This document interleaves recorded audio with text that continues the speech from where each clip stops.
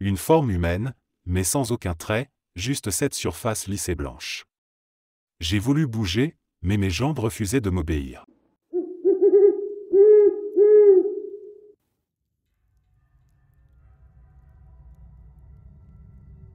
Je me souviens encore du moment où j'ai décidé de partir travailler dans les mines en Australie. Le boulot payait bien, les conditions étaient dures, mais pour quelqu'un comme moi, qui cherchait à faire rapidement un gros coup, c'était parfait. C'est comme ça que je me suis retrouvé à des kilomètres sous terre, à creuser dans les profondeurs, entouré de types qui, comme moi, étaient venus chercher fortune. Au début, tout se passait comme prévu. C'était physique, intense, mais rien que je ne pouvais gérer. L'ambiance entre les mineurs était souvent détendue, même si certains des gars plus anciens aimaient faire flipper les nouveaux. Ils racontaient toutes sortes d'histoires pour nous mettre mal à l'aise, des récits à faire frémir le plus costaud d'entre nous. La plus populaire concernait des créatures qu'ils appelaient les Blancs. Selon les anciens, parfois, dans les tunnels les plus profonds, des créatures humanoïdes blanches sortaient des fissures dans la roche. Des choses qui ressemblaient vaguement à des hommes, mais qui marchaient à quatre pattes, comme des bêtes sauvages. Ils disaient que plusieurs mineurs avaient disparu sans laisser de traces, et qu'on retrouvait parfois des casques abandonnés, des pioches posées comme si les gars étaient partis en plein travail, sans même dire un mot. Ils aimaient nous dire ça le soir, quand la fatigue nous rendait vulnérables, et que l'obscurité autour de nous devenait plus oppressante. Personnellement, je ne croyais pas un mot de ces histoires. C'était juste des légendes qu'ils utilisaient pour nous effrayer, histoire de passer le temps. Des trucs qu'on raconte quand on est enfermé sous terre pendant des heures, et qu'on n'a que l'odeur de la sueur et du métal pour compagnie. Mais tout ça a changé un jour que je n'oublierai jamais. On était à plus de 3 km sous la surface, moi et un collègue, Paul. On devait rester en arrière pour finir un travail pendant que les autres étaient partis plus tôt à la surface. C'était calme, juste le bruit sourd des machines et le grincement du métal sur la roche. Tout à coup, sans prévenir, le courant a coupé. Le tunnel, déjà sombre, est devenu complètement noir. Un noir total, comme si le monde entier avait disparu. Le genre de noirceur qui te fait instantanément perdre tes repères. La première chose à faire dans ce genre de situation, c'est de garder son calme, mais je sentais Paul commencer à paniquer à côté de moi. On savait que le générateur d'urgence allait se déclencher, mais en attendant, on n'avait qu'à attendre dans cette obscurité pesante. C'est là que je l'ai entendu. Pas Paul, non, autre chose. C'était un bruit de frottement, un peu comme des griffes sur la pierre. D'abord, j'ai pensé que c'était peut-être un des supports de métal qui s'effondrait lentement, mais le bruit était différent. Plus près. Presque comme si quelque chose rampait, non loin de nous. Je me suis figé, essayant de me convaincre que c'était juste mon imagination. Le silence, l'obscurité, tout ça te joue des tours sous terre. Puis, les lumières se sont rallumées, et c'est là que je l'ai vu. Au fond du tunnel, juste à la limite du faisceau de ma lampe, il y avait cette chose. Elle était blanche, pâle comme un cadavre, mais ce qui m'a frappé, c'est la façon dont elle se déplaçait. Elle ressemblait à un humain, mais elle marchait à quatre pattes, comme une bête. Sa peau semblait étirée sur des muscles tordus, et ses membres étaient longs, trop longs pour être normaux. Ses yeux, petits et enfoncés, brillaient faiblement dans la lumière, fixant dans notre direction. J'ai gelé. J'aurais dû courir, crier, faire quelque chose, mais mon corps refusait de bouger. Paul, à côté de moi, a suffoqué un juron à demi étouffé. La créature nous a observé quelques secondes qui m'ont paru durer une éternité. Puis, elle a tourné la tête d'un geste rapide et s'est fondue dans l'obscurité au bout du tunnel, comme si elle n'avait jamais été là. Dès que la chose a disparu, Paul et moi avons repris nos esprits. On s'est regardés, les yeux écarquillés, et sans dire un mot, on a détalé vers la sortie, aussi vite que nos jambes pouvaient nous porter. Arrivés à la surface, ni lui ni moi n'avons parlé de ce qu'on avait vu. C'était inutile. Aucun de nous ne voulait revivre cet instant en essayant de l'expliquer. J'ai terminé ma mission en Australie, mais après ça, j'ai refusé de retourner dans une mine, et encore moins là-bas. Depuis, chaque fois que je repense à cet instant, je me demande combien de ces histoires étaient vraies. Combien d'hommes avaient vu ces créatures avant de disparaître ? Je n'ai plus jamais retravaillé dans les mines, et je ne remettrai jamais les pieds en Australie. Pas après ce que j'ai vu.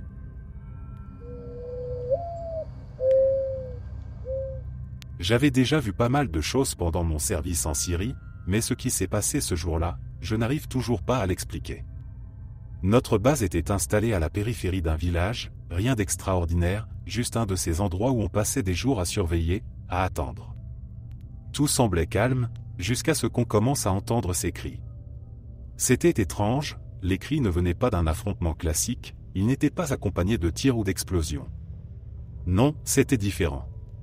Plus désespéré. On est sorti de nos tentes, alertés par le bruit. Dans l'obscurité du soir, on pouvait voir des villageois courir vers nous. Ce n'était pas inhabituel, les civils cherchaient souvent à se réfugier près de notre base quand ils craignaient une attaque. Mais cette fois, il n'y avait pas seulement des civils. Parmi eux, il y avait aussi des ennemis. Des hommes en uniforme dépareillés, sales, hagards, certains avec des armes encore en main. D'autres les jetaient au sol en courant, paniqués. Le chaos était total. Mes camarades ont immédiatement pris position, pensant à une embuscade. On a abattu ceux qui couraient avec leurs armes levées, mais d'autres, c'était clair, ils fuyaient quelque chose. Ils étaient terrifiés. Ce n'était pas un piège, ces gars-là cherchaient à sauver leur peau. Quelques-uns ont levé les mains en l'air, hurlant dans une langue que je ne comprenais pas. On les a capturés et emmenés à l'arrière, sans trop comprendre ce qu'il se passait. Plus tard, quand les choses se sont un peu calmées, on a interrogé ceux qu'on avait fait prisonniers. Et c'est là que ça a pris une tournure vraiment étrange. Au lieu de nous donner des informations sur leur position ou leur chef, ils étaient en état de choc. Ils parlaient en panique, leur voix tremblante. Ce qu'ils racontaient semblait irréel. Ils ont commencé à parler des tunnels, ce qu'ils utilisaient pour éviter nos drones et nos patrouilles. Ils disaient que quelque chose s'était réveillé sous terre. Des créatures, des monstres énormes qui tuaient sans faire de distinction entre civils et combattants. Ils décrivaient des bêtes massives, surgissant des profondeurs, attaquant leurs camarades dans les tunnels. Certains disaient même que les créatures avaient dévoré vivants leurs compagnons. D'autres parlaient d'ombres gigantesques, mouvantes, que ni les balles ni les armes ne pouvaient arrêter. On n'a pas cru ces histoires, bien sûr. Comment le faire? Des monstres sous terre? C'était absurde. Certains gars ont même éclaté de rire en entendant ça, pensant que c'était juste une manière pour eux de nous embrouiller, de se sauver la peau. Mais il y avait cette lueur dans leurs yeux. Ce n'était pas du bluff. Ces types étaient vraiment terrifiés. Et ça m'a marqué. Quelques jours après, un ordre est venu d'explorer un des tunnels qu'on avait trouvé près du village, celui que les prisonniers avaient mentionné. Nous devions vérifier s'il y avait encore des ennemis cachés là-dedans. L'équipe d'intervention a été envoyée. C'était un tunnel creusé à la va-vite, étroit, sombre et humide. Je n'étais pas dans le groupe, mais ceux qui y sont allés m'ont raconté qu'ils n'ont trouvé personne, pas un seul combattant, rien. Mais ils ont découvert quelque chose d'étrange. Des traces de sang sur les murs, des éclaboussures, comme si quelqu'un ou quelque chose avait été traîné ou déchiqueté à l'intérieur. Il n'y avait pas de corps.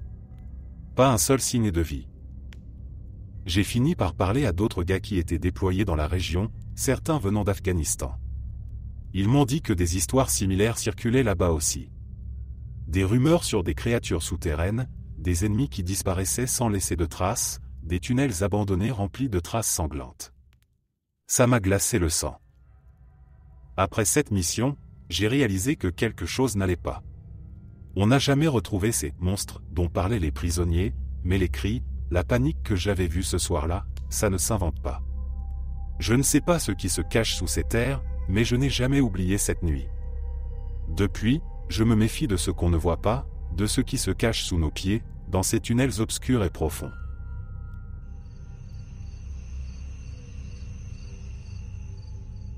Il y a dans le sud de la Belgique un fort abandonné datant de la Seconde Guerre mondiale, abandonné et condamné, dans lequel nous aimons nous faufiler avec les scouts.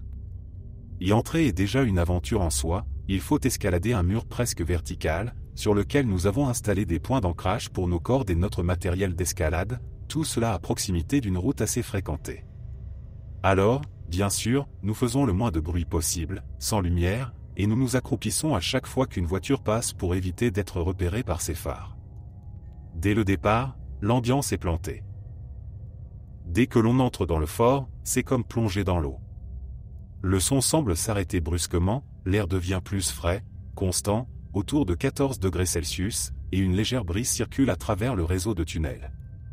Le passage principal est à peine assez large pour moi qui suis un peu plus costaud que la moyenne pour passer sans avoir à me tourner de côté. Le plafond, bas, nous oblige à marcher légèrement penché, mais il est assez haut pour permettre de prendre un bon rythme. Ce qui est étrange, c'est que lorsque quelqu'un bloque un passage devant vous, la brise s'arrête aussi, comme si tout le réseau respirait avec nous. Les tunnels ont été construits d'une manière particulière, de sorte que chaque pas résonne, créant une illusion inquiétante, on a l'impression que nos propres bruits de pas proviennent de derrière nous. Et lorsque l'on s'arrête, il semble y avoir un pas de plus qui résonne encore après nous. Évidemment, nous interdisons toute source de lumière dans cet endroit, ce qui rend l'expérience encore plus effrayante pour les jeunes. Aucun téléphone, lampe torche, ou même une petite lampe frontale n'est autorisé. Ce jour-là, je suis posté à un embranchement pour m'assurer que tout le monde prenne le même chemin et ne se perde pas dans ce labyrinthe. J'arrive toujours en premier, avant que les autres grimpeurs n'arrivent, afin qu'ils ne sachent pas qu'il y a déjà quelqu'un dans les tunnels pour les guider. Je suis resté là un moment, attendant que le premier groupe passe, quand soudain, au loin, j'ai aperçu une petite lumière dansante, vacillant dans le long couloir. Je me suis instinctivement recroquevillé dans un recoin pour voir qui avait réussi à cacher des allumettes malgré nos consignes. La lumière approchait doucement, mais en me concentrant, j'ai réalisé qu'elle avançait sans aucun bruit de pas intrigué. J'ai jeté un coup d'œil au coin du mur juste à temps pour voir la lumière s'éteindre brusquement. Toujours pas un son. Je suis resté sur place, perplexe, écoutant attentivement, quand j'ai entendu un léger bruissement. Très faible, presque imperceptible. Puis, des bruits de respiration, mais discrets, étouffés. Et c'est alors que j'ai ressenti une chaleur humide, juste devant moi. Une odeur très subtile de transpiration, de terre, d'humain. Quelqu'un, ou quelque chose, était là, à quelques centimètres de mon visage, invisible dans l'obscurité totale. La respiration s'est arrêtée net, comme si cette présence venait de prendre conscience de la mienne. Nous étions là, tous les deux, parfaitement immobiles, retenant notre souffle, entièrement conscients l'un de l'autre. Le temps semblait s'étirer indéfiniment. Je n'osais pas bouger, ni respirer correctement. Puis, lentement, la chaleur moite s'est dissipée, et quelques minutes plus tard, j'ai remarqué une faible lumière venant de ma droite, une lumière qui s'éloigna ensuite, me laissant à nouveau seul dans l'obscurité totale. Un peu plus tard, j'ai entendu des bruits de bottes de combat qui résonnaient dans le couloir sur ma gauche, des sons familiers cette fois. Un des scouts arrivait enfin. Je l'ai arrêté, lui indiquant de continuer tout droit et de prendre à droite au premier embranchement. Par curiosité, je lui ai demandé qui était entré en premier dans le tunnel avant lui. Sa réponse m'a glacé le sang, il était le premier à être entré.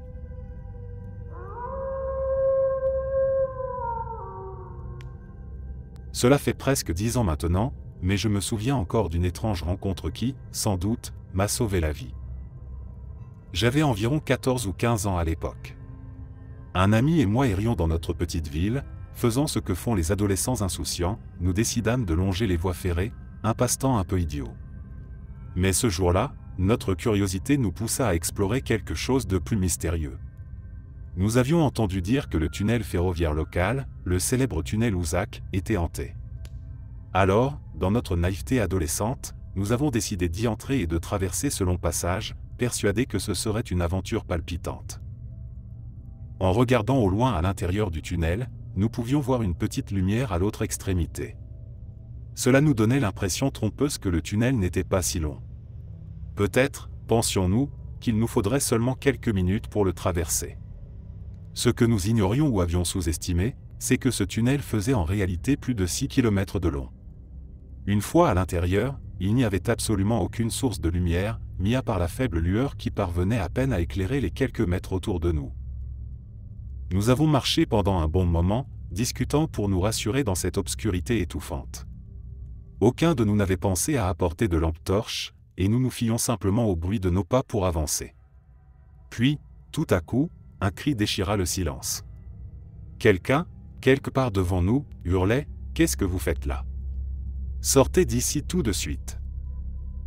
La voix était incroyablement forte, résonnant dans les parois du tunnel avec une intensité qui fit siffler mes oreilles. Mon ami, pétrifié, m'a demandé dans un murmure tremblant si j'avais entendu la même chose. Sans échanger un mot de plus, nous avons fait demi-tour et couru aussi vite que possible vers la sortie, nos cœurs battant à tout rompre. Quelques instants après être sortis du tunnel, un train a traversé à toute vitesse, projetant un grondement assourdissant qui semblait faire vibrer toute la montagne. Le plus troublant dans cette histoire, c'est qu'il n'y avait aucun signe de la présence de quelqu'un d'autre. Pas de lumière, pas de bruit de pas, rien qui aurait pu nous indiquer qu'une personne se trouvait là. Pourtant, le cri semblait avoir surgi de nulle part, comme s'il provenait à la fois juste derrière nous et juste devant nous. Aucun railleur ou technicien n'a suivi nos pas, et nous étions seuls à la sortie. Je ne sais pas jusqu'où nous avions marché dans ce tunnel, mais il est certain que si nous étions restés plus longtemps, nous n'aurions pas eu le temps de sortir avant l'arrivée du train. Cette voix, d'où qu'elle soit venue, a probablement sauvé nos vies.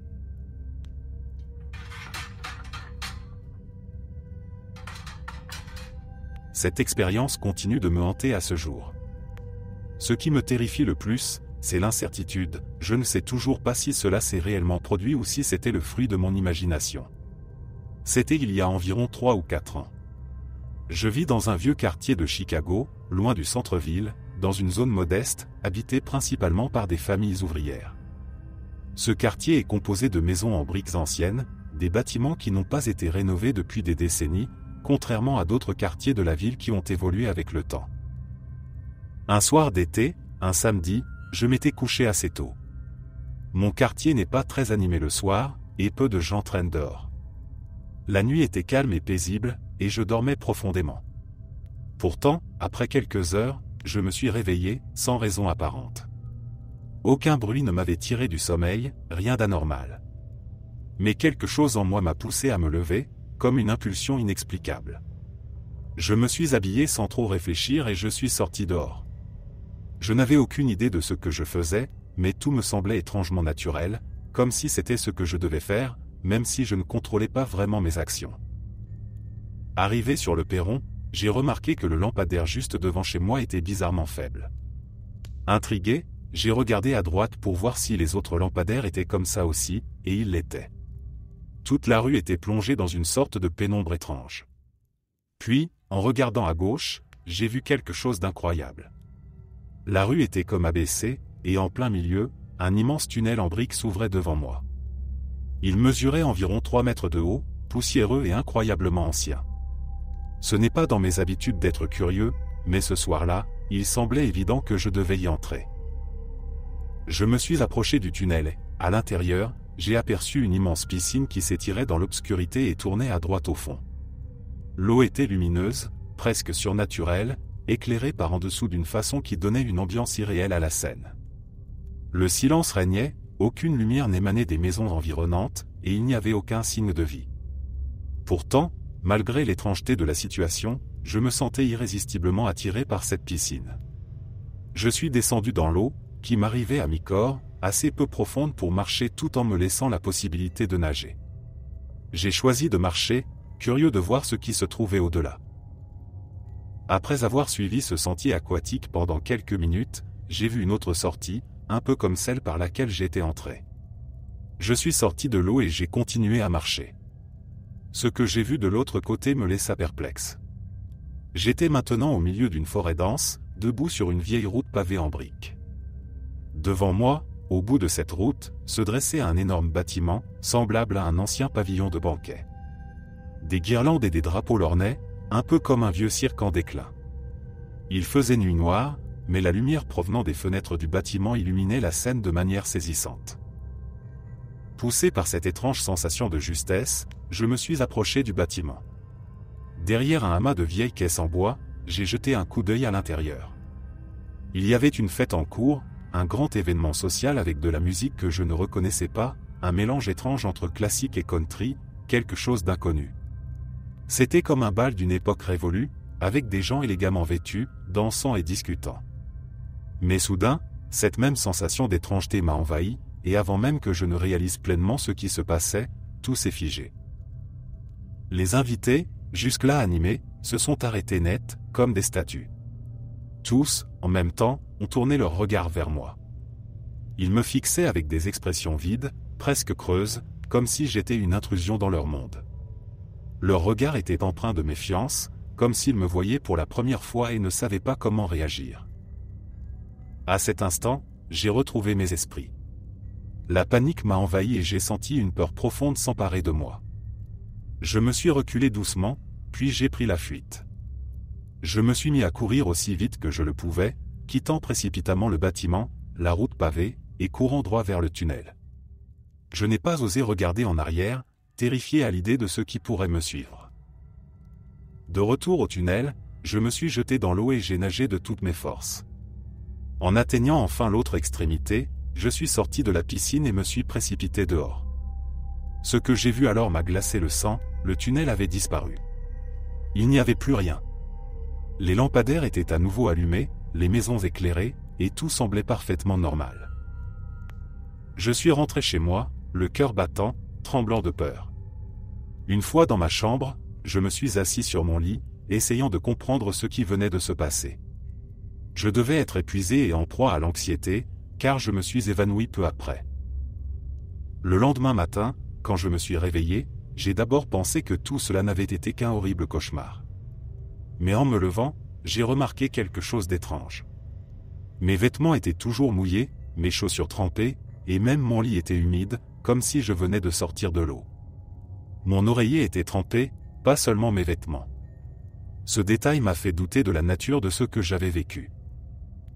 À ce jour, je ne sais toujours pas si c'était un rêve ou une expérience bien réelle. Mais quoi qu'il en soit, je ne pourrai jamais oublier cette nuit étrange, et la peur qu'elle a laissée en moi ne s'estompe pas.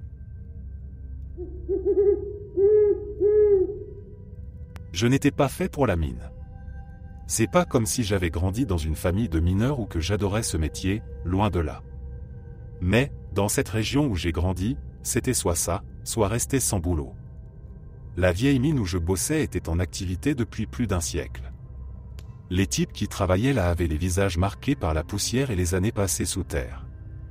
Moi, j'étais un nouveau, à peine quelques mois dans les tunnels. Il y avait une chose que les anciens racontaient souvent, surtout quand tu te retrouvais seul avec eux au fond de la galerie. Ils disaient qu'à une certaine profondeur, dans des zones très anciennes de la mine, tu pouvais parfois entendre des cris étouffés.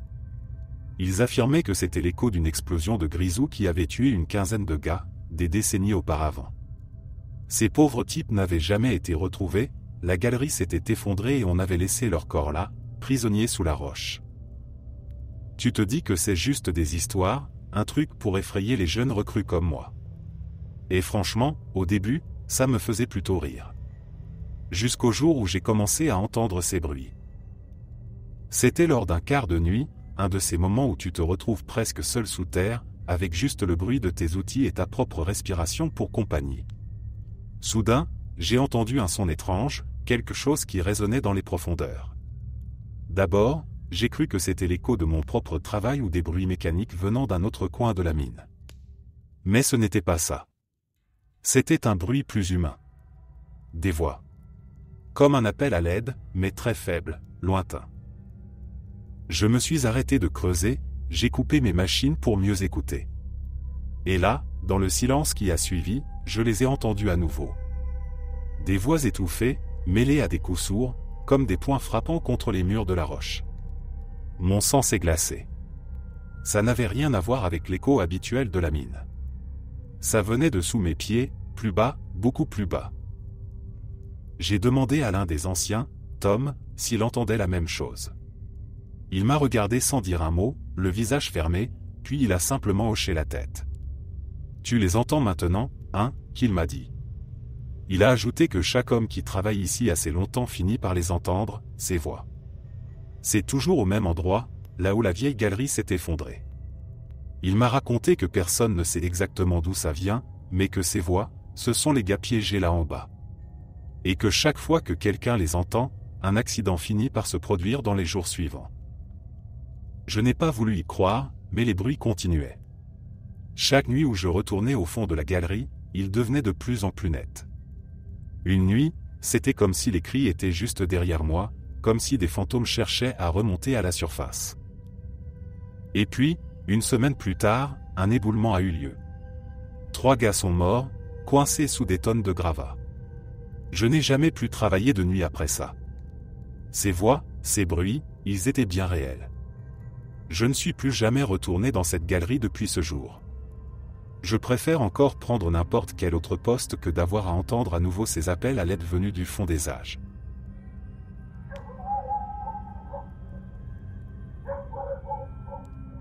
Je n'avais pas prévu de tomber sur ce tunnel. C'était une journée comme les autres, je me promenais dans une ancienne zone industrielle à la périphérie de la ville. Des bâtiments en ruine, des friches recouvertes de végétation, des lieux que j'aimais bien explorer pour le plaisir. C'est en longeant une vieille voie ferrée désaffectée que je suis tombé sur l'entrée du tunnel. Il était masqué par des arbres et des buissons épais, presque comme si la nature avait essayé de l'engloutir. Intrigué, je me suis approché. Le tunnel n'avait rien de spécial en apparence. Une vieille structure de briques avec une inscription effacée au-dessus de l'entrée. Ça m'a surpris, car je connaissais plutôt bien la région et je n'avais jamais entendu parler de ce tunnel. J'ai sorti ma lampe torche, jeté un coup d'œil à l'intérieur, et décidé d'y entrer pour voir où ça menait. L'air à l'intérieur était vicié, lourd, comme si personne n'avait mis les pieds ici depuis des décennies. Au fur et à mesure que je m'enfonçais, l'obscurité devenait totale, ma lampe n'éclairant que quelques mètres devant moi. Il n'y avait pas de bruit, pas même le moindre souffle de vent. Le tunnel semblait s'étirer à l'infini, mais étrangement, je ne ressentais pas de peur. Juste une curiosité grandissante. Après avoir marché un bon moment, j'ai remarqué quelque chose d'étrange. Le tunnel n'avait pas de variation. Pas de bifurcation, pas de signe de construction. Et surtout, il ne semblait pas y avoir de sortie au bout, comme si je marchais en boucle. Mais c'est en me retournant que j'ai eu la première vraie frayeur. L'entrée par laquelle j'étais passé, elle n'était plus là. Il n'y avait plus que des murs de briques, lisses, sans fissures, comme si je n'étais jamais entré ici. J'ai immédiatement ressenti un malaise, un sentiment de claustrophobie intense. Comment était-ce possible ? Je ne pouvais pas avoir marché si loin pour que l'entrée soit déjà hors de vue. Je me suis mis à avancer dans l'autre direction, espérant que je trouverais quelque chose, une issue, un signe que je n'étais pas piégé. C'est là que tout est devenu encore plus étrange. Le sol sous mes pieds a changé de texture. Ce n'était plus le béton humide habituel des tunnels, mais une sorte de terre battue, sèche et poussiéreuse. J'ai levé ma lampe pour éclairer devant moi, et j'ai vu que les murs du tunnel avaient aussi changé. Ils n'étaient plus en briques, mais en pierre, comme taillés à la main. Je n'avais jamais vu ça avant. J'ai continué à marcher, le cœur battant de plus en plus fort. Puis, au loin, j'ai cru apercevoir une lumière. J'ai accéléré le pas, pensant que j'approchais enfin de la sortie. Mais plus je m'en approchais, plus cette lumière semblait irréelle. Elle ne provenait pas d'une ouverture vers l'extérieur, mais d'une fissure dans le mur. Une lumière blanche, éblouissante, presque hypnotique. Quand j'ai voulu m'en approcher pour mieux voir, une force m'a brusquement tiré en arrière. Pas physiquement, mais une sorte d'instinct primal me hurlait de ne pas aller plus loin. J'ai eu le réflexe de faire demi-tour et de courir. Mais le tunnel, encore une fois, avait changé. Les murs devenaient de plus en plus étroits, comme s'ils cherchaient à me piéger. Je courais à perdre haleine, désorienté, terrifié. Finalement, je me suis retrouvé devant ce qui ressemblait à l'entrée. Je l'ai franchi en un bond, tombant presque à genoux dans la terre. Je me suis retourné pour regarder le tunnel, mais il n'était plus là. Il avait disparu. À la place, il n'y avait qu'un mur de buissons et de ronces, comme s'il n'avait jamais existé. Je suis resté là, à fixer ce mur végétal, incapable de comprendre ce qui venait de se passer. Depuis ce jour, j'ai essayé de retrouver ce tunnel. J'ai retourné toute la zone, fouillé chaque recoin, mais il n'y avait plus aucune trace de lui. Comme s'il avait été avalé par le sol, effacé de la réalité. Et encore aujourd'hui, je me demande si je n'avais pas couru, où cette lumière m'aurait-elle conduit.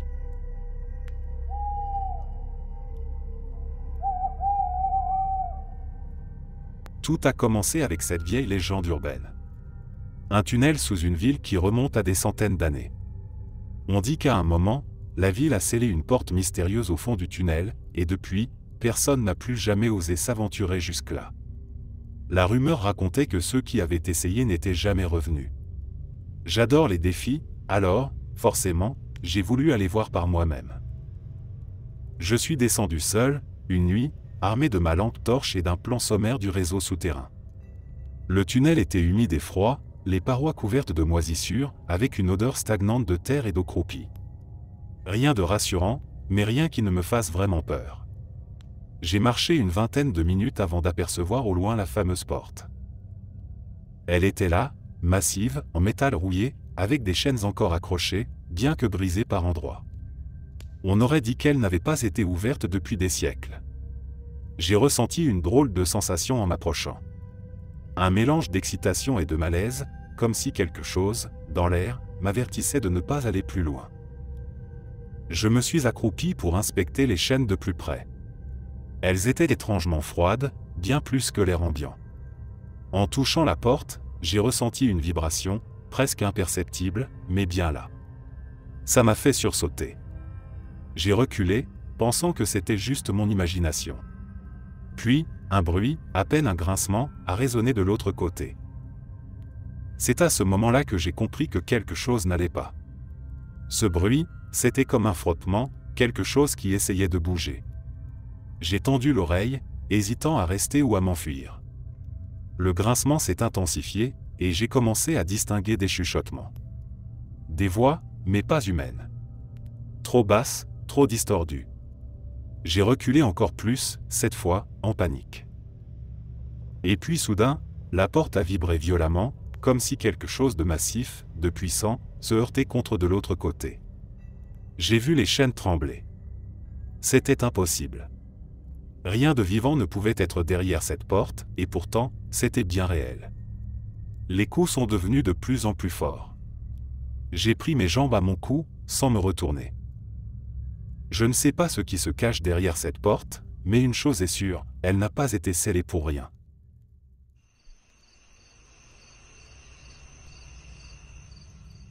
Ce jour-là, on creusait une nouvelle galerie. La mine était en pleine expansion, et on perçait dans des zones qui n'avaient pas vu la lumière depuis des siècles. Le boulot était toujours le même, pelleter, casser de la roche, progresser lentement dans les profondeurs. Mais ce jour-là, on a découvert quelque chose d'étrange. On travaillait avec les foreuses, et tout d'un coup, la machine s'est arrêtée net. Comme si elle avait frappé quelque chose de creux. Le bruit a résonné étrangement, un écho qui n'avait rien de naturel pour nous, les gars du fond. Le chef a ordonné d'arrêter, et on s'est tous approchés. Quand on a creusé un peu plus, on est tombé sur un mur en pierre, une paroi lisse. Ce n'était pas normal. Après quelques coups de pioche, un passage s'est ouvert devant nous. Ce n'était pas une galerie classique. En fait, ça ne ressemblait à rien de ce qu'on connaissait. C'était un tunnel, mais beaucoup plus ancien que tout ce qu'on avait vu ici. Il ne figurait sur aucune carte, personne n'en avait jamais parlé. L'air qui en sortait était glacial, bien plus froid que la température habituelle sous terre. Le sol était différent aussi. Pas de traces récentes, juste une fine couche de poussière et de terre sèche. On s'est avancé prudemment, la lampe frontale éclairant juste quelques mètres devant. En entrant dans le tunnel, j'ai ressenti un frisson parcourir tout mon corps. Ça n'avait rien à voir avec le froid, c'était autre chose. Comme si l'endroit était habité. Par quoi, je ne sais pas, mais l'atmosphère y était oppressante. En avançant, on a commencé à trouver des outils rouillés, des pioches, des casques. Ils semblaient être là depuis des décennies, voire des siècles. Tout était abandonné, comme si les hommes qui avaient travaillé ici étaient partis en pleine urgence. Et c'est là que j'ai entendu ce premier murmure. Un souffle léger, mon prénom chuchoté dans l'air froid du tunnel. Je me suis arrêté net, me retournant vers mes collègues. Personne d'autre n'avait entendu. Je me suis dit que c'était juste mon esprit qui me jouait des tours. Mais les murmures ont continué. À chaque pas que je faisais, j'entendais des voix. Toujours mon prénom, répété doucement, mais de plus en plus insistant. ça devenait difficile à ignorer. J'ai commencé à sentir l'angoisse monter en moi. Puis, un bruit plus fort est venu de l'obscurité devant nous, un craquement, comme quelque chose qui se déplaçait dans le noir. Le chef a décidé qu'on en avait assez vu pour la journée. On est tous sortis de ce tunnel en silence, sans trop oser se regarder. En surface, je n'ai jamais parlé de ces voix à personne. Mais depuis, chaque fois que je retourne dans cette mine, je pense à ce tunnel, à ces murmures. Et je sais qu'un jour, il faudra retourner là-bas, voir ce qui s'y cache vraiment. Mais moi, je ne veux pas être celui qui y retourne.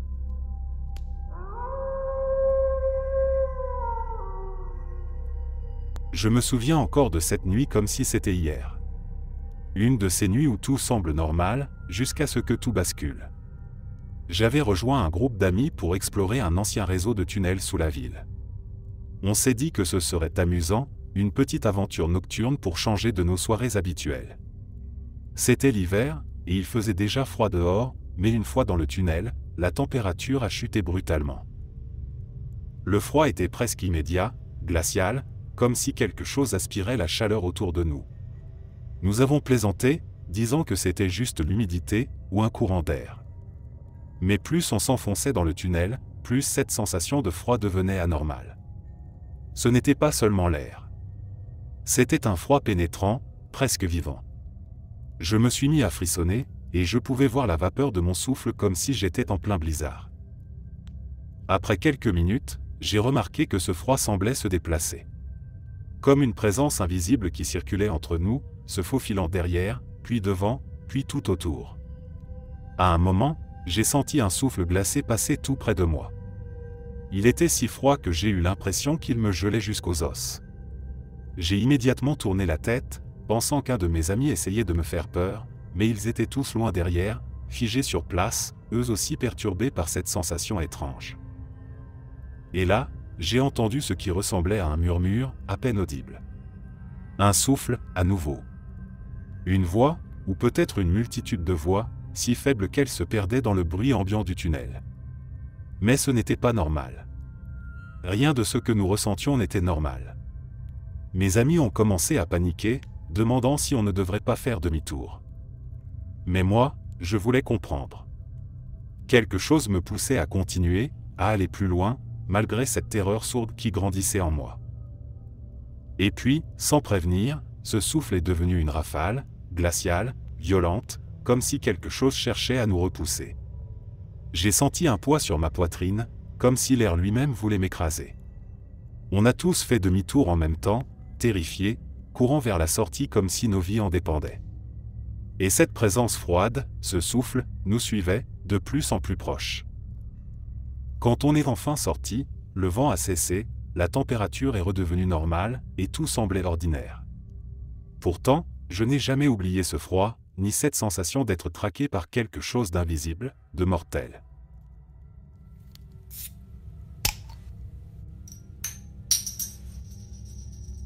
Je n'ai jamais cru aux histoires de fantômes. Pas vraiment. Mais ce qui m'est arrivé ce soir-là, dans ce tunnel, m'a fait douter. C'était un vieux tunnel de métro, désaffecté depuis des décennies. Je travaillais pour une équipe de maintenance qui explorait des infrastructures abandonnées. Ce jour-là, c'était mon tour d'inspecter ce tunnel en solitaire. Rien de bien effrayant, juste une routine. Je m'enfonçais tranquillement dans le tunnel, ma lampe frontale balayant les murs fissurés. Tout était silencieux, à part le bruit de mes pas qui résonnaient sur les rails rouillés. Mais après environ 20 minutes, j'ai commencé à entendre quelque chose d'autre. D'abord, j'ai cru que c'était l'écho de mes propres pas, mais c'était trop régulier, trop distinct. Des murmures. À peine audibles, mais bien présents. Je me suis arrêté pour écouter. Au début, j'ai pensé que c'était une fuite de gaz ou le vent, quelque chose de logique. Mais non, c'étaient des voix. Des mots chuchotés que je ne comprenais pas, comme si quelqu'un parlait juste derrière moi. Je me suis retourné brusquement, mais il n'y avait rien. Rien que l'obscurité. Je me suis remis à marcher, un peu plus nerveux cette fois. Les murmures continuaient, toujours là, toujours dans mon dos. Je n'arrivais pas à m'en débarrasser. Puis, quelque chose d'encore plus troublant s'est produit. Ces voix, j'ai commencé à les reconnaître. C'était impossible, mais je pouvais jurer que j'entendais la voix de mon grand-père, mort il y a 10 ans. Puis celle de ma sœur, disparue dans un accident de voiture quand j'étais adolescent. Leurs voix, entrelacées avec d'autres que je ne pouvais pas identifier, chuchotaient mon nom, des mots confus, des appels à l'aide. J'ai paniqué. Je ne pouvais pas rester là. Je me suis mis à courir, mes bottes frappant les rails avec fracas. Les voix devenaient plus fortes, plus pressantes. Elles semblaient venir de partout, des murs, du sol, du plafond. Impossible de m'en défaire. Et puis, soudain, tout s'est tu. Je me suis arrêté, haletant. Plus un bruit, plus un murmure. Juste le silence oppressant du tunnel. J'ai repris ma marche, lentement, en essayant de comprendre ce qui venait de se passer.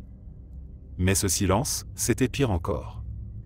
Parce que quelque part, au fond de moi, je savais que ce n'était pas terminé. Quand je suis enfin sorti du tunnel, mes collègues m'ont demandé pourquoi j'avais l'air si bouleversé. Je leur ai parlé des voix, mais ils ont ri, disant que c'était sûrement le stress, ou mon imagination. Mais depuis ce jour-là, les voix ne m'ont jamais vraiment quitté. Quand la nuit tombe, quand je suis seul, je les entends encore, ces murmures, m'appelant toujours. Comme si les oubliés du tunnel n'avaient pas fini avec moi.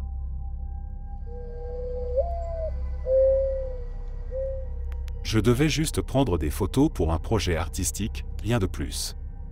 J'avais entendu parler de cet ancien tunnel, abandonné depuis des décennies, et je voulais capturer l'atmosphère délabrée et humide du lieu. J'ai donc emmené mon appareil photo et je me suis enfoncé dans les profondeurs du tunnel, seul. Le sol était couvert de boue, les murs suintants, et l'air était lourd d'humidité. Rien de très particulier au début. J'ai commencé à prendre quelques clichés, essayant de jouer avec les ombres et les textures. Puis, à un moment, j'ai baissé les yeux et j'ai vu quelque chose qui m'a fait froid dans le dos. Des empreintes. Pas les miennes. Elles étaient plus grandes, plus profondes, comme si quelqu'un ou quelque chose m'avait précédé. J'ai regardé autour de moi, mais le tunnel était désert. J'étais sûr d'être seul quand je suis entré, alors j'ai essayé de me convaincre que c'était sûrement des traces anciennes, laissées par un explorateur précédent. Pourtant, plus je les observais, plus je réalisais qu'elles étaient fraîches. La boue n'était pas encore sèche, les empreintes étaient nettes, comme si elles venaient d'être faites. C'est là que j'ai remarqué un autre détail inquiétant, ces empreintes elles continuaient à apparaître devant moi. Comme si quelque chose marchait dans le tunnel, invisible. Je pouvais voir, en temps réel, les marques se former, pas après pas, dans la boue, avançant toujours plus loin.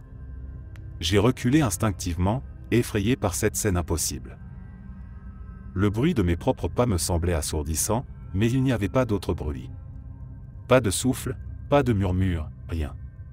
Seulement ces empreintes qui s'éloignaient. Mais, elles ne restaient pas devant moi. Non. D'un coup, j'ai vu une nouvelle série d'empreintes commencer derrière moi. Quelque chose ou quelqu'un me suivait. Je n'ai pas attendu de voir ce que c'était. J'ai pris mes affaires et couru hors du tunnel, le cœur battant à tout rompre, priant pour ne plus jamais revoir ces empreintes.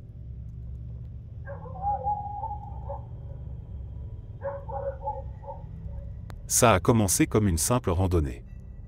Je voulais juste explorer un endroit un peu plus sauvage, plus éloigné de la ville, et un de mes potes m'avait parlé d'un tunnel abandonné dans les montagnes.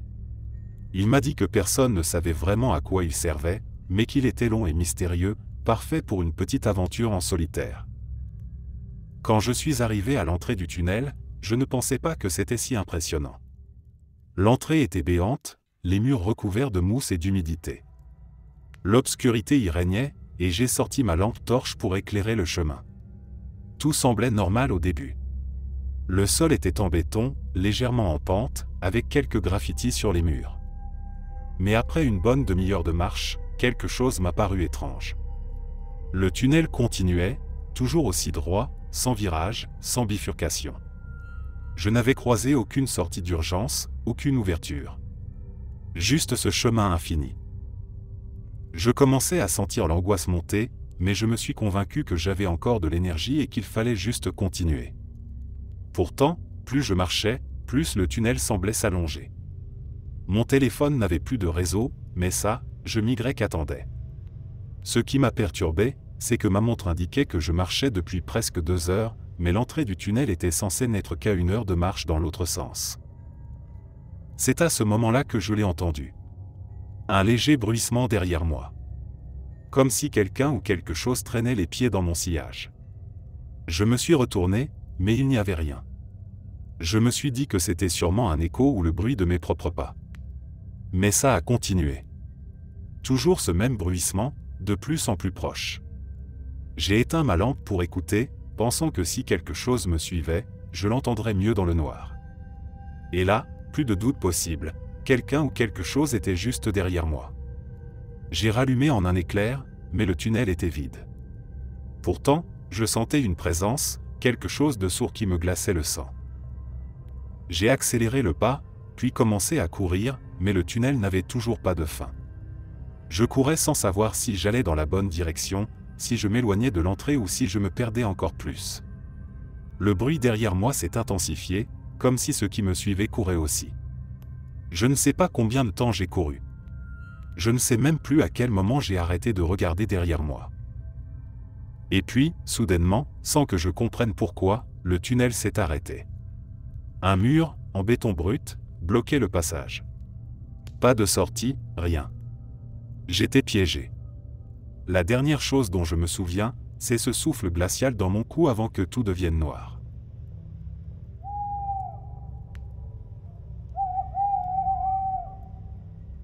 Je ne sais pas si tu as déjà eu cette sensation, celle que quelqu'un t'observe, même si tu es absolument certain d'être seul. C'est exactement ce que j'ai ressenti ce jour-là, dans ce tunnel. Ce n'était pas une exploration planifiée. J'étais en randonnée avec un groupe d'amis, et on est tombé sur ce vieux tunnel ferroviaire en pleine forêt. Abandonné, délabré, exactement le genre d'endroit qui pique ta curiosité. Tout le monde a rigolé en le voyant, personne ne voulait y entrer, sauf moi. J'ai toujours aimé les frissons, les lieux oubliés, alors je me suis dit pourquoi pas. Je leur ai dit de m'attendre dehors et je suis allé jeter un coup d'œil. Le tunnel était sombre, mais il y avait assez de lumière à l'entrée pour que je puisse m'aventurer sans allumer ma lampe tout de suite. J'ai avancé un peu, les bruits de la forêt s'estompant derrière moi. Le silence a rapidement pris le dessus, un silence lourd, pesant. C'est là que je l'ai remarqué. Les ombres. Au début, je me suis dit que c'était juste les miennes, projetées par la lumière qui venait encore de l'extérieur. Mais elles ne se comportaient pas comme elles le devraient. Elles semblaient bouger, mais pas en synchronie avec moi. J'ai allumé ma lampe pour mieux voir, et tout est devenu encore plus bizarre. Les ombres ne disparaissaient pas avec la lumière. Non, elles semblaient s'étirer, glisser sur les murs, comme si elles avaient une vie propre. Je me suis arrêté, essayant de comprendre ce qui se passait. J'ai bougé ma main, et mon ombre a suivi, mais les autres? Elles continuaient à se déplacer, lentement, comme si elles s'approchaient de moi. Une en particulier attirait mon attention. Elle ne ressemblait à rien que je connaissais. Elle n'avait pas de forme claire, juste une silhouette vague, flottante, mais elle avançait, se rapprochait. Je me suis mis à reculer instinctivement, mais peu importe où je pointais ma lampe, ces ombres ne s'arrêtaient pas. C'était comme si elles voulaient m'encercler. Mon souffle est devenu court, et un frisson glacial m'a traversé. C'est là que j'ai pris conscience que ces choses, ces ombres, n'étaient pas naturelles. Elles avaient une conscience. Elles m'observaient, se déplaçaient intentionnellement vers moi. J'ai tourné les talons et couru vers la sortie. Mon cœur battait à tout rompre, et à chaque coup d'œil derrière moi, je les voyais, ces formes noires, se rapprochant de plus en plus, comme si elles allaient m'engloutir. J'ai réussi à sortir du tunnel en haletant, et mes amis m'ont regardé, perplexe, ne comprenant pas pourquoi j'étais si paniqué. Je ne leur ai jamais raconté ce que j'avais vu. D'ailleurs, même maintenant, je ne sais toujours pas si c'était mon esprit qui me jouait des tours ou si, dans ce tunnel, les ombres avaient vraiment pris vie.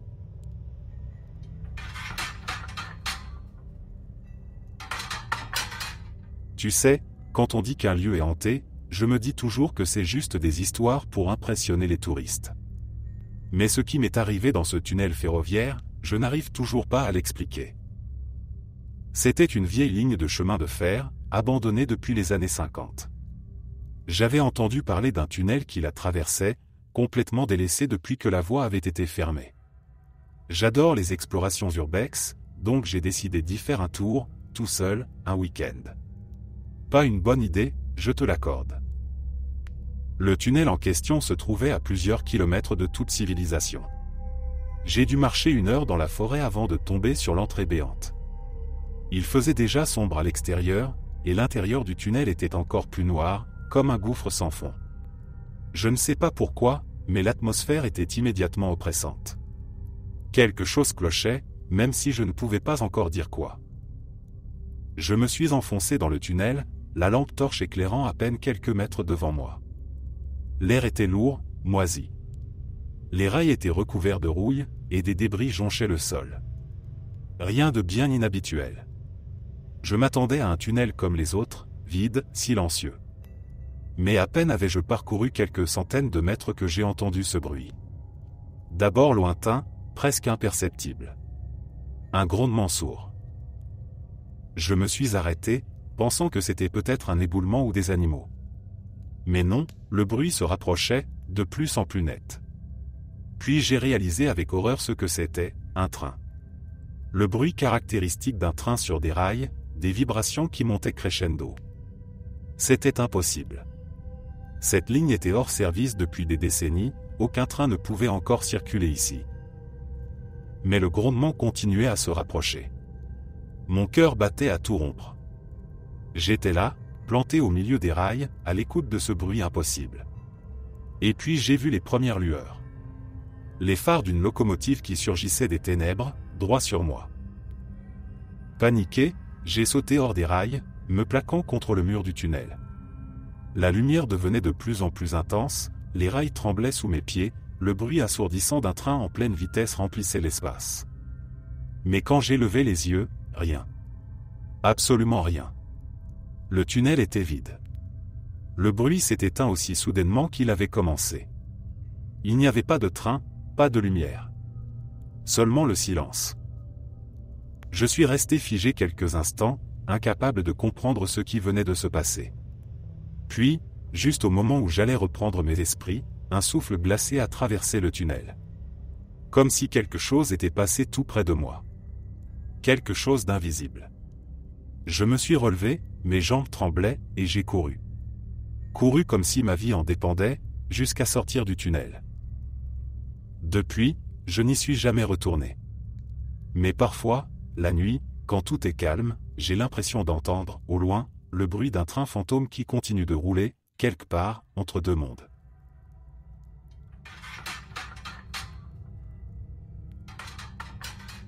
Tu sais cette sensation étrange, quand tu te retrouves à suivre quelque chose sans vraiment savoir pourquoi.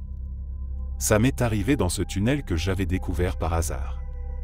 Il n'était mentionné nulle part sur les cartes, caché au fond d'une petite vallée. La curiosité a pris le dessus, et je me suis aventuré à l'intérieur. Le début du tunnel n'avait rien de spécial. Un simple passage sombre avec des murs en pierre, humides et froids. Je m'attendais à ce que ce soit une exploration rapide, histoire de satisfaire ma curiosité et repartir.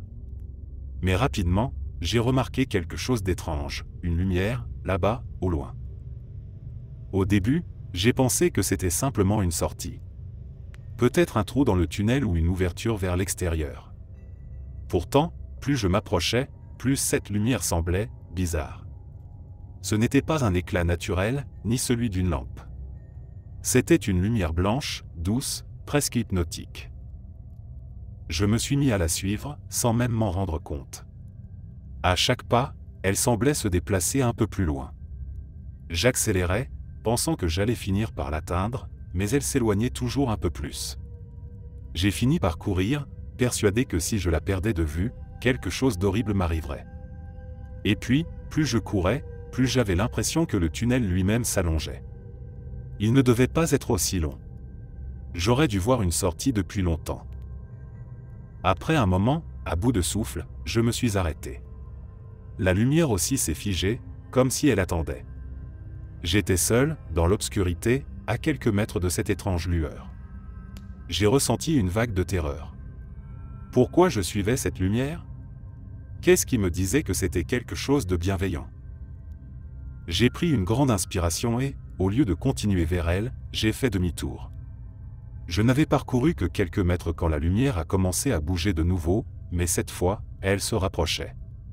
Elle venait vers moi, plus vite que je ne pouvais m'éloigner. J'ai couru, de toutes mes forces, sans jamais oser regarder derrière moi. Le tunnel semblait s'allonger à l'infini, mais je continuais à courir, terrifié par l'idée que si cette lumière me touchait, je disparaîtrais pour toujours. Enfin, j'ai vu l'entrée du tunnel, l'air libre, la sortie. J'ai bondi dehors, haletant, et me suis retourné. Rien. Pas de lumière, pas de tunnel. Juste la forêt. Comme si tout cela n'avait jamais existé. Depuis ce jour, je me demande ce qui se serait passé si j'avais décidé d'aller vers cette lumière jusqu'au bout.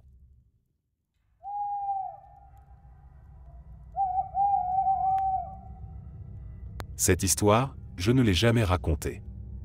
Pas parce que je ne veux pas, mais parce que personne ne croirait un mot de ce que je vais te dire. C'était dans un vieux tunnel sous un pont, dans un coin isolé près de chez moi. Je savais que ce tunnel était là depuis des années, mais je n'avais jamais osé y entrer jusqu'à ce fameux jour. Je ne m'attendais à rien d'extraordinaire. Un simple passage souterrain, sombre et sale. Je marchais lentement, ma lampe à la main, éclairant le sol jonché de débris. Puis, tout d'un coup, un bruit étrange a résonné. Un chant. Faible, lointain, mais clairement identifiable comme celui d'un enfant. Au début, je me suis dit que c'était sûrement quelqu'un qui jouait, peut-être un gamin perdu. Le son résonnait sur les murs du tunnel, mais il n'y avait pas d'écho normal, c'était comme si la voix venait de partout à la fois. Curieux, je me suis avancé, essayant de localiser l'origine de cette voix. Le chant était simple, enfantin, comme une comptine, mais il y avait quelque chose d'étrange dans le ton, comme si l'enfant chantait à contre-cœur. J'ai appelé, pour voir si quelqu'un répondrait. Il y a quelqu'un ? Pas de réponse, juste le chant qui continuait, de plus en plus aigu et désespéré. Je sentais que quelque chose clochait, mais c'était plus fort que moi, je devais savoir d'où ça venait. Puis, tout à coup, le chant s'est arrêté. Le silence était oppressant, lourd, comme si le tunnel lui-même retenait son souffle. Et puis, un rire. Un rire d'enfant, mais il était déformé, étrange. Pas du tout naturel. Je suis resté figé, mon cœur battant à tout rompre, prêt à fuir. Mais je n'ai pas pu bouger. C'est alors que j'ai senti un souffle glacé sur ma nuque, et une voix chuchotée juste à côté de mon oreille, « Viens jouer avec moi ». J'ai couru. Sans réfléchir, sans regarder en arrière. Je ne sais pas comment j'ai réussi à sortir, mais quand je suis enfin revenu à l'air libre, j'étais en sueur, le souffle court. Depuis ce jour, je ne suis jamais retourné dans ce tunnel, et chaque fois que j'y pense, j'entends encore ce chant, quelque part au fond de ma tête.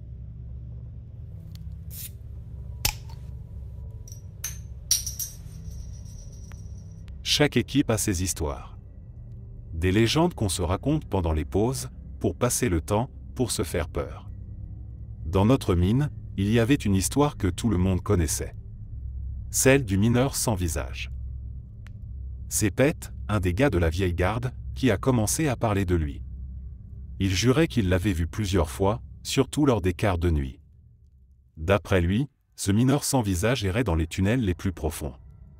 C'était une silhouette d'homme, habillé comme nous, en tenue de travail. Mais son visage, c'était comme s'il avait été effacé. Pas de traits, juste une surface lisse et blanche. Au début, on ne l'a pas pris au sérieux. On a tous rigolé, disant que Pet avait trop bu ou qu'il se fatiguait. Mais au fil du temps, d'autres gars ont commencé à dire qu'ils l'avaient vu aussi. D'abord un, puis deux, puis trois. Chaque fois, c'était la même histoire, une silhouette sans visage qui marchait lentement dans les galeries. Elle ne faisait rien, elle se contentait de passer dans l'ombre, de disparaître dans l'obscurité. C'était toujours juste avant que quelque chose de grave se produise. Un accident, un éboulement, un équipement qui lâche. C'était comme si sa présence était un signe avant-coureur. Je n'y croyais pas vraiment, jusqu'à cette nuit-là. On était en pleine réparation d'une machine dans une des galeries les plus éloignées, moi et deux autres gars. Tout allait bien, on parlait de tout et de rien pour faire passer le temps. Puis, D'un coup, un silence étrange s'est installé. On a tous senti quelque chose, comme un frisson dans l'air. L'un des gars a levé la tête et, sans un mot, il a pointé sa lampe vers l'obscurité au bout du tunnel. C'est là que je l'ai vu. Cette silhouette. Grande, mince, marchant lentement, sans se presser. Je l'ai fixé, incrédule. Et son visage, ou plutôt, l'absence de visage. C'était exactement comme Pet l'avait décrit. Une forme humaine, mais sans aucun trait, juste cette surface lisse et blanche.